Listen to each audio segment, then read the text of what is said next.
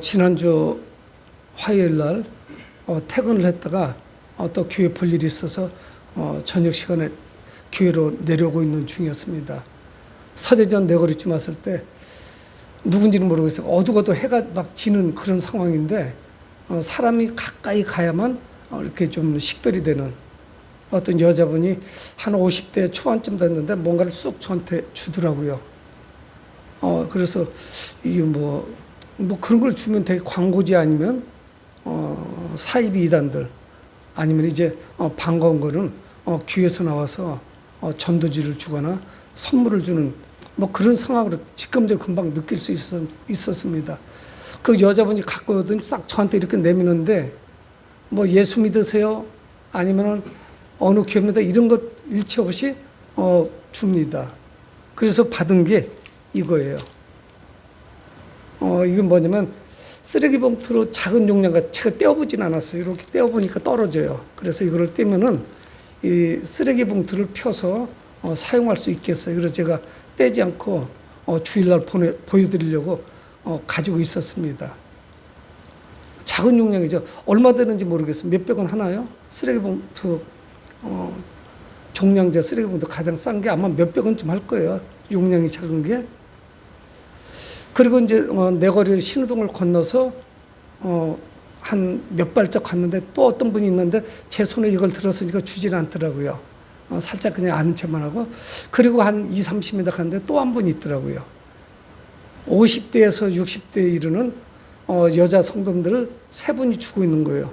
여기 이제 교회명을 보니까 제가 아는 교회예요. 뭐 모르는 교회가 있겠습니까? 골목에 있고 눈에 안 띄는 교회가 아니고 그 교회가 오래됐고 저희 교회에서 멀지 않은 곳에 지금 있는 그런 교회입니다. 그래서 제 마음속으로 짠했습니다. 이 시간 저녁 먹을 시간이고 주부들이면 집에서 저녁 준비를 해야 되는데 이 전도지 들고 또 이 쓰레기 봉투지만은 이걸 차곡차곡 잘 접어서 정성껏 접어서 스티커를 붙여서 사람들이 가장 많은 시간이니까 지하철역에 나와 있는 거예요. 저희 교회도 손수 뜨개질한 수제 수세미를 전등으로 쓰는데 목사인 저도 간혹 그런 생각이 듭니다. 이것이 전도하는데 예를 들어 이런 쓰레기 봉투나 아니면 손으로 손수 뜨개질을 한 것이지만 수제 수세미 이거를 받아서 교회 올 사람이 몇이나 되겠습니까? 얼마나 되겠어요? 그 수세미가 정말 궁했는데 사람이 줘서 누군가가 줘서 나 교회 나가야겠다 감동돼서 오는 사람이 얼마나 있을 거고 우리 집에 쓰레기 봉투 저게 필요했는데 저렇게 귀한 걸 주네? 그래서 나오는 사람이 얼마나 되겠어요? 여러분 그렇다고 해서 우리가 전도 대상자에게 몇십만 원, 몇백만 원, 몇천만 원짜리 선물을 줄 수는 없지. 이거는 다 이유가 있어요. 우리가 나가서 입술을 열어서 예수님을 전하고 그 시간은 짧겠지만 어떤 접촉점을 찾기 위해서 이걸 주는 거죠. 이거를 가지고 감동받아서 교회 올 것이라고 생각하고 주는 교회도 없을 거고 목사님도 안 계실 거고 성도님들도 마찬가지입니다. 이것이 없이 그냥 가서 구두로만 하기 뭐하니까 주면서 접촉점을 찾는 거죠. 모든 게 다 그래요. 영업도 마찬가지고요. 접촉점이 없으면 대화할 수가 없습니다. 여러분 어떻든 대부분의 교회가 주는 것 정도가 물티슈를 가장 많이 주고 아니면 이제 볼펜이라든가 이런 걸 줘요. 저도 많이 받아봤고 줄 때 뭐 2번 주면 3번 주던 전도지도 다 받죠. 와서 집에 오던가 교회 와서 나중 후에 불필요해서 버릴 망정. 이런 뭐 다른 대안이 없지 않겠어요? 여러분 어떻든 우리가 작은 선물을 준비해서 주지만 사람들의 반응은 냉담합니다. 여러분 근데 중요한 사실은 뭐냐면 냉담하다고 해서 중단할 수는 없어요. 그것마저도 안 하면 전도의 문이 닫힙니다. 하나님이 역사하시질 않아요. 첫째. 전도는 교회를 통해서 역사하시지 이거는 효과가 없으니까 이거는 뭐 별 사람들의 반응이 없으니까 안 하면은 그마저 그 전도의 문도 다 닫혀버려요. 하나님은 다른 통로를 통해서 우리에게 역사하시지 수세미 하나 때문에 물티슈 때문에 쓰레기 봉투 하나 때문에 그래서 역사하시는 게 아니에요. 여러분 이 전도 환경이 많이 바뀌었습니다. 과거에는 답답하고 또 힘들고 할 때 교회 가서 절대자한테 한번 의지해 볼까? 교회 나가면 좋은 방법 있을지도 몰라. 이래서 마음이 움직여서 온 사람들도 많았어요. 지금 그런 사람은 흔치 않습니다. 예수를 믿었다가 중단했다 나오는 경우는 있지만 전혀 안 믿던 사람이 교회에 나오는, 그 자기 발로 오는 거는 더더군다나 찾기 어려워요. 어떤 우리가 있는 이 전도 환경은 상당히 열악합니다. 하지만 우리는 이 성경을 통해서 우리의 믿음의 선배들, 전도자들이 어떻게 복음을 전했는지 거기서 교훈을 얻을 수가 있어요. 여러분, 우리는 성경을 통해서 교훈을 얻어야지 내 생각은 이러니까, 내가 경험했던 바는 이러니까 이거로 재단할 수가 없어요. 오늘 말씀을 드리려면은 이 이전에 조금 상황을 좀 여러분들에게 소개를 해야 됩니다. 바나바와 사도 바울은 아주 절친한 관계였고 서로가 신뢰하는 관계였고 또 사역에 큰 효과를 나타냅니다. 정말 환상의 콤비예요, 이 두 분이. 사도 바울과 바나바는. 바나바가 사도 바울을 청거해서 이제 사도들에게 12제자에게 알려주기 시작을 합니다. 그래서 바울은 아주 걸출한 인물이었죠. 그런데 그들 1차 선교여행을 갔고, 그리고 나서 선교여행을 가서 어느 정도 진행이 되는데 마가라고 하는 제자가 돌아갑니다. 뭔가가 틀어져 버렸어요. 뭐가 불쾌했습니다. 그래서 돌아가 버려요. 선교 사역을 나왔는데 도중에 돌아가 버렸죠. 사도 바울은 매우 불쾌합니다. 근데 이제 2차 선교 여행을 떠나면서 바나바가 그 마가도 데리고 가자. 젊은 친구가 실수했지만 데려가자고 아마 이야기를 했을 거예요. 성경은 정확하게 말씀을 안 하지만 여기 바나바는 그 마가를 데리고 가자. 근데 사도 바울이 노합니다. 안 됩니다. 그는 우리에게 벌써 이전에 한번 선교여행을 갔을 때 신뢰를 다 잃지 않았습니까? 우리가 한 팀이 돼서 움직이는데 뭐가 불쾌했는지, 뭐가 틀어졌는지 집으로 돌아간 그런 사람을 우리는 신뢰할 수도 없고, 이런 중체대한 일을 같이 할 수가 없습니다. 그래가지고 이게 걸출한 인물들인 바나바와 사도 바울이 대판 싸우는 거예요. 언쟁을 벌입니다. 그리고 둘이 갈라서 버렸어요. 그래서 성경은 그렇게 말씀을 합니다. 15장 36절에서 41절에 마가 때문에 심히 다투고 갈라섰다 이렇게 말해요. 여러분, 이분들이 누구예요? 엄청난 그 사역을 했던 그런 사람들인데도 불구하고 다투고 마음이 틀어져 버렸어요, 둘이. 전혀 이제 평생 안 볼 것 같이 떨어져 나갔어요. 그래서 15장 39절에 보면 바나바랑 마가를 데리고 그리고 배 타고 구브로로 갔다 그래요. 지금의 키프로스예요. 사이프러스라고도 하고 섬이에요. 지중해 큰 섬 중에 하나입니다. 그리고 바울은 신라, 우리가 잘 알고 있는 신라라고 하는 제자를 데리고 수리아와 길리기아로 가요. 처음에 이들의 선교 목적은 뭐였냐면은 1차 선교 여행 때 방문했던 곳을 다시 한번 방문해서 점검하고 그들을 다시 격려하고 믿음 안에 굳건히 서도록 하긴 목적으로 갔어요. 바울 일행이. 그러니까 그 지역이 어느 지역이냐면 지금의 우리는 터키라고 얘기하는데 지금 이제 티르키예라고 합니다. 무슬림 국가죠. 우리가 잘 알고 있는 요한계시록은 7개가 다 거기 있어요. 그쪽으로 가서 복음을 전했는데 그것을 점검할 그런 생각을 가지고 출발합니다. 여러분, 근데 우리가 수세미가 오르냐 아니면 종량제 이런 봉투를 줘서 전도가 되냐, 물티슈 줘도 사람들이 그냥 별 관심도 없다, 안 받아가는 사람도 있다, 많은 이야기를 하겠지만은 그들은 그런 계획을 가지고 기도하면서 1차 선교여행 때 갔었던 곳에 갔는데 계획이 틀어집니다. 자기들이 하고자 하는 계획대로 이게 진행이 안 돼요. 여러분, 그래서 오늘 본문에 6절은 매우 중요한데 같이 한번 읽어보겠습니다. 6절 시작. 성령이 아시아에서 말씀을 전하지 못하게 하시거늘 그들이 부르기아와 갈라디아 땅으로 다녀가. 아니, 이 걸출한 위대한 사도 바울이 하나님께 기도하면서 그쪽을 다시 점검하고 복음을 전하기로 계획을 세우고 가고 있는데 성령이 아시아에서 말씀을 전하지 못하도록 하시는 거예요. 그쪽으로 가고자 하는 것을 다 막아버리시는 거예요. 그래서 바꿨습니다. 부르기아와 갈라디아 땅으로 다녀갔어요. 여러분, 우리는 어떻습니까? 바울과의 사도 바울 일행은 성령 음성에 귀를 기릅니다. 이게 도대체 무슨 일이지? 생각대로 이루어지죠. 우리는 이쪽으로 가고 싶은데 왜 이쪽으로 틀으실까? 그래서 성령 음성에 귀를 기울이죠. 그래서 부르기아와 갈라디아 땅으로 다녀가 7절 무시 앞에 이르러 비두니아로 가고자 애쓰되, 그래서 방향을 바꿨어요. 틀었어요. 튀르키예 지역을 이렇게 돌아서 돌아오면 됩니다. 근데 그쪽으로 성령께서 가지 못하도록 막으시는 거예요. 그래서 서쪽을 향해서 계속 가요. 여러분, 우리 대전 지역에서 서울을 가려면 북쪽을 향해서 가야 돼요. 근데 그쪽으로 못 가게 하는 거예요. 그래서 어떻게 하느냐, 서쪽을 향해서 방향을 틀어요.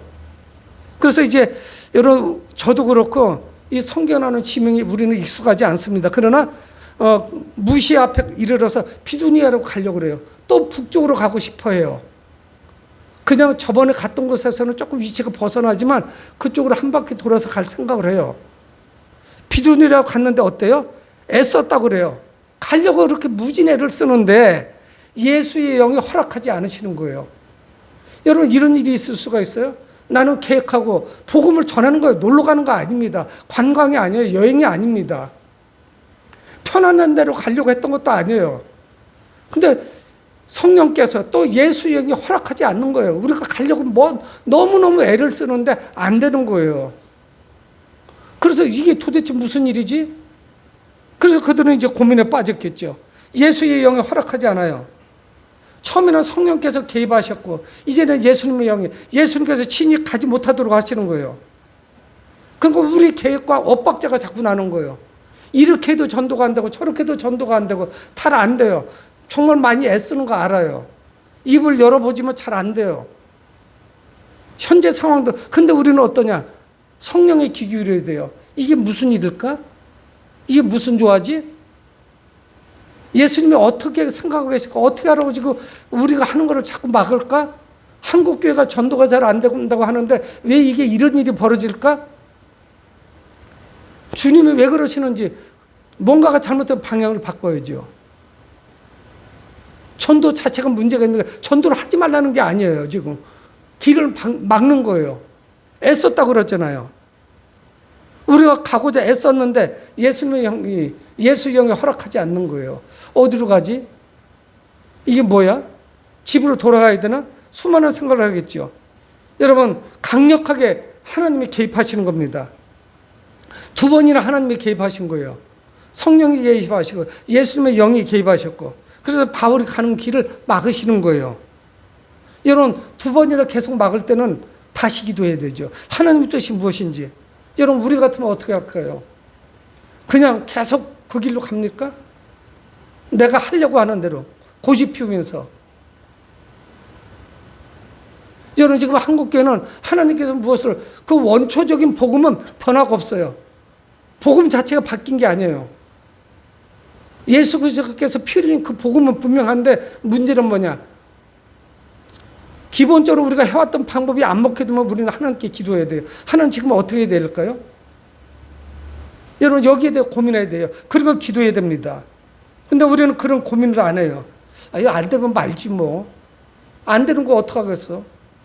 수세미 갖고 안 되면 말아버리는 거지고, 쓰레기 종량제 봉투 가지고 안 되면 그만두는 거지 뭐. 이것도 안 되고 저것도 안 되고 뭘 어떡할 거예요? 여러분, 그렇지만 그렇지 않아요.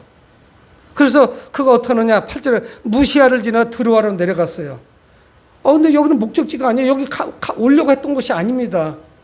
점점 서쪽 바닷가로 인도해 주시는 거예요. 성령께서 글로 몰아가시는 거예요. 우리는 여기 올 계획이 없었어요. 전혀 처음에 생각 안 했던 곳이에요. 근데 여기가 어디냐? 아시아와 유럽의 경계예요. 그 중간에 에게해가 있습니다. 바다를 건너가야 돼요. 우리나라에서 일본을 가려면 현해탄을 건너야 되듯, 우리나라에서 중국 가려면 도보로 북쪽으로 해서 가던가 아니면 배를 타고 산동반도 가장 가까운 곳으로 가던가, 그렇게 된 거예요.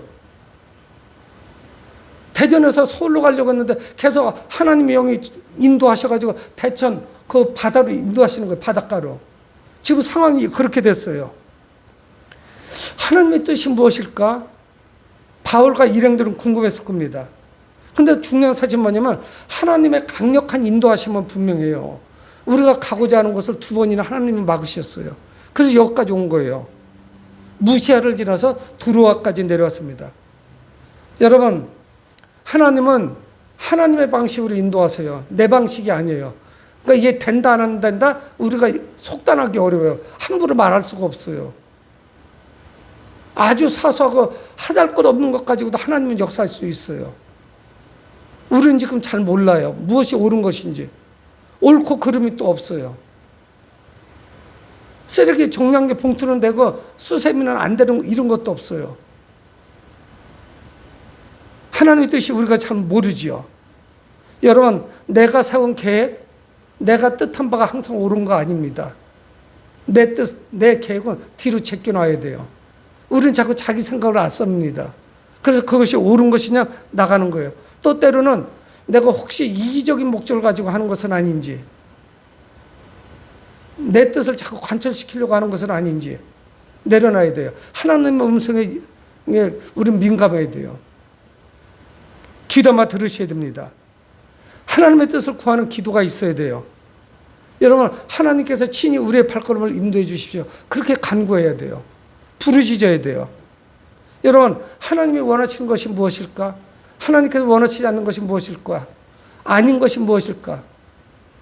이거 우리는 많이 생각해야 됩니다. 근데 중요한 사실은 뭐냐면 그 결과는 하나님은 늘 옳은 곳으로 인도하신다는 사실이에요. 하나님께 맡기셔야 돼요. 여러분, 근데 마침내 하나님께서 말씀하시는 거예요. 계속 막으셨는데 왜 이렇게 됐는지 말씀하시는 거예요. 그래서 9절에 보면은 마침내 하나님의 바울을 향해서 말씀하십니다. 환상 중에 말씀해요. 그래서 9절에 밤에 환상이 바울에게 보이니 바울에게 환상이 보였어요. 여러분, 꿈꾸는 거하고 환상은 달라요. 꿈은 일방적이에요. 꿈은 막 악몽도 꾸기도 하고 내가 그 꿈에 개입을 전혀 못해요. 꿈은 그냥 꿈으로 그거로 끝나요. 근데 환상은 그렇지 않습니다. 인격적이에요. 하나님이 주로 환상 중에 많이 말씀하시죠. 그래서 그 환상 중에 자기가 직접 이야기하기도 해요. 그리고 그것을 바꾸기도 해요. 그러나 꿈은 못 바꾸잖아요. 그냥 꾸고 나서 꿈이야. 아무것도 아니야. 근데 환상은 하나님이 개입하신 거예요. 성경에 나오는 환상은. 뭐 사이비 이단이나 아니면 뭐 이상한 미신이나 이런 데서 점쟁이들은 뭐 환상을 봤다가 하는 거 그거는 있을 수 없는 거예요. 다 헛것을 잘못 본 거죠. 아니면 귀신이 역사하는 현장에 있었던가. 하나님이 주시는 환상은 분명히 인격적입니다. 그리고 커뮤니케이션, 소통이 있어요. 오고 가는 것이 있어요. 꿈은 일방적이잖아요. 꾸고 나서는 그거예요. 나는 아무것도 한 것이 없어요. 이 꿈이라는 것은 사람의 의지와 전혀 상관이 없습니다. 환상 중에 밤에 환상을 봤는데 그런데 뭡니까? 마게도냐 사람 하나가 거기 서 있는 거예요.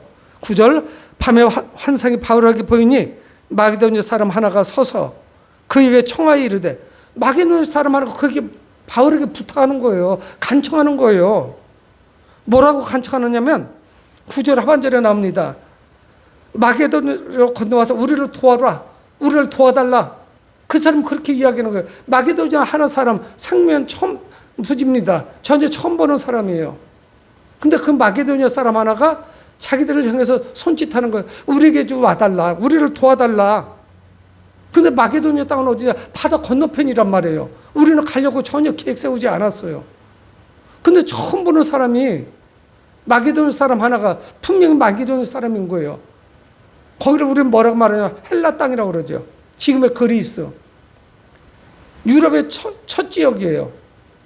거기를 지나가야만 로마도 가고 프랑스도 가고 독일도 가고 영국도 가는 거예요. 그 마게도냐 사람이 자기들 향해서 우리를 도와달라 부탁을 하는 거예요. 여러분, 근데 여기는 걸어가는 곳이 아니에요. 사도 바울이 지금까지 가려고 했던 것은 도보나 말을 타고 다 갈 수 있는 곳이었어요.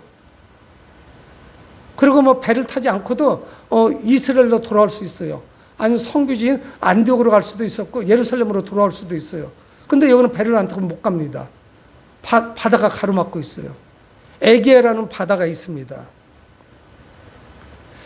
근데 이 환상 중에 본 이 이야기, 환상 중에 봤던 이 사건, 마게도냐 사람의 그 간청함, 이거를 보고 난 이후에 사도 바울은 이것이 하나님의 뜻이었구나 하는 것을 깨달았어요. 비로소 마침내 깨달은 거예요. 하나님 뜻이 이것이었구나. 그래서 계속 두 번이나 우리를 막았던 것이었구나 하는 것을 알게 됐어요. 그러고 나서 즉각적으로 행동으로 옮깁니다. 더 이상 고집 피우지 않아요. 내가 가고 싶은 데로 가야겠다. 여기 가서 해야겠다. 이쪽으로 가야겠다. 우리가 전에 갔던 곳으로 가야겠다. 이런 생각을 버려요.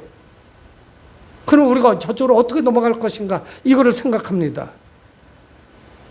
그래서 10절에 보면 바울이 그 환상을 보았을 때 마게도냐 사람이 자기들 향해서 와서 우리 좀 도와주세요 할 때 그 환상을 보았을 때 우리가 곧 마게도냐로 떠나기를 힘쓰니 즉각적으로 반응을 보는 거야.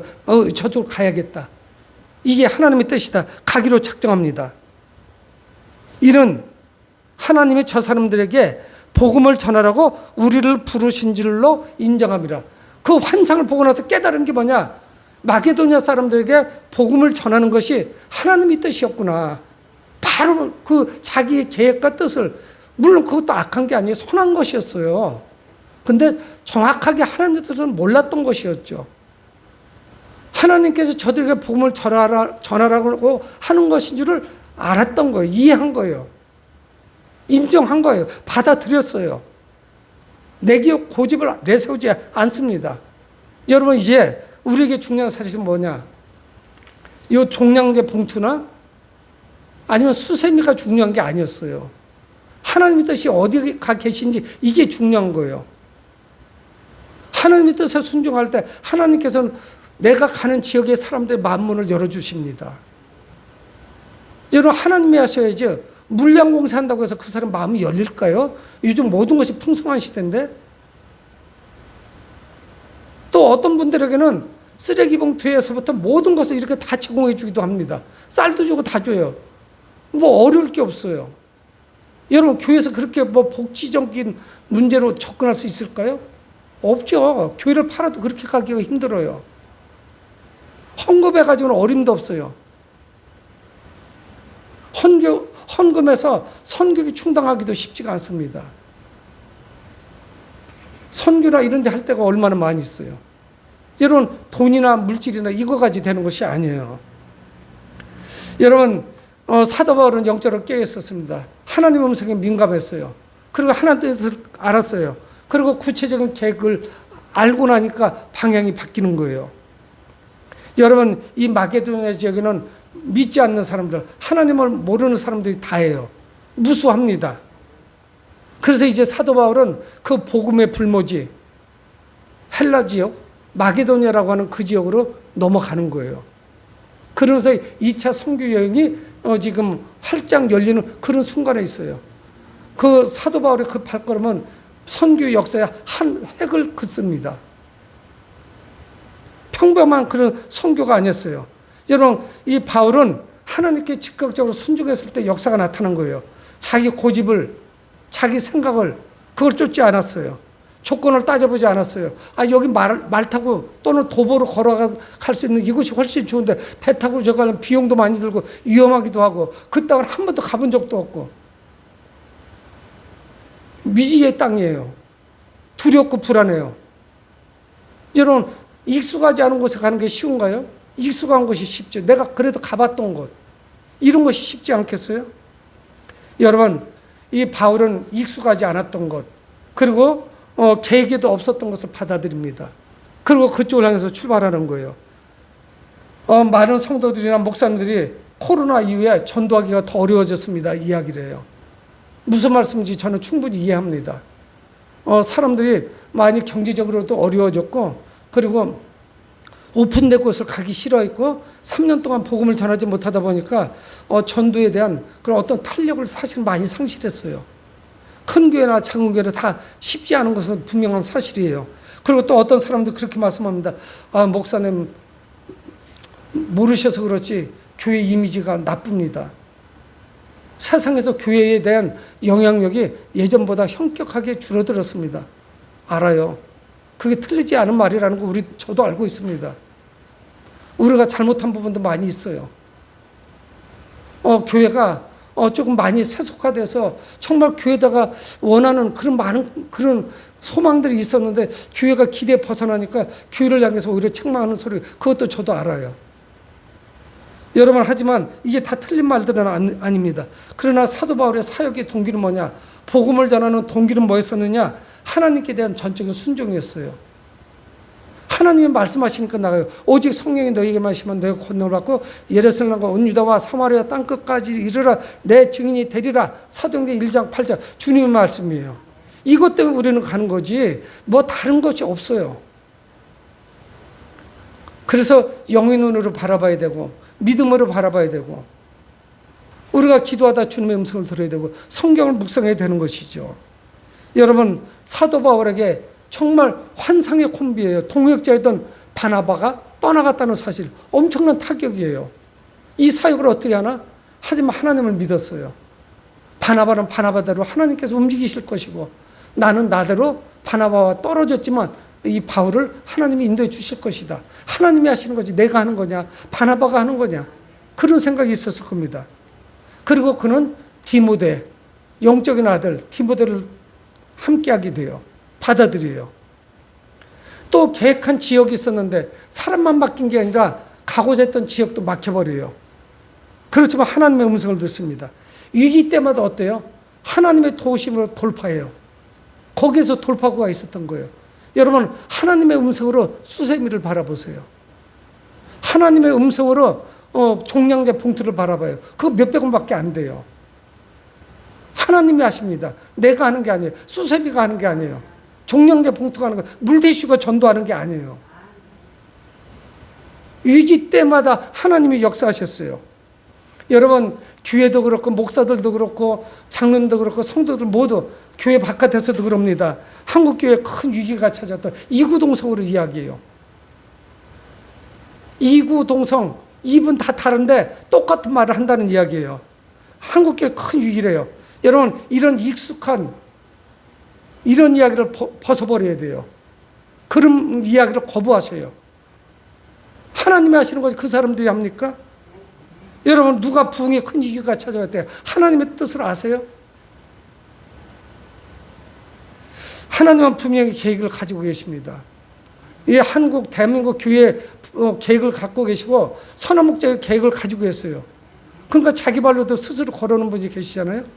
탐방도에 있을 때 거기 멀은데 지하철 타고 온대요. 한참 걸어서. 여러분, 하나님은 분명히 계획을 가지고 계시고 사역에 불타는 사람들, 전도에 불타는 성도들, 이 사람들에게 길을 열어주십니다. 하고자 하는 사람들에게 문을 열어주세요. 여러분, 10월 27일 10월 마지막 주일 저희들은 전도주일입니다. 하나님의 뜻을 구하고 하나님 뜻이 어디 계신지 먼저 우리는 기도해야 되고 그리고 뜻을 알면 순종해야 돼요. 여러분, 그때 교회마다 부흥의 역사가 나타날 것이고 선한 목적에도 부흥의 불길이 일어날 것이라는 그런 소망과 확신을 갖는 여러분들이 되시길 주의 이름으로 축복합니다. 고마우신 아버지 하나님, 주의 은혜를 감사합니다. 아버지, 저희를 함께 해주시고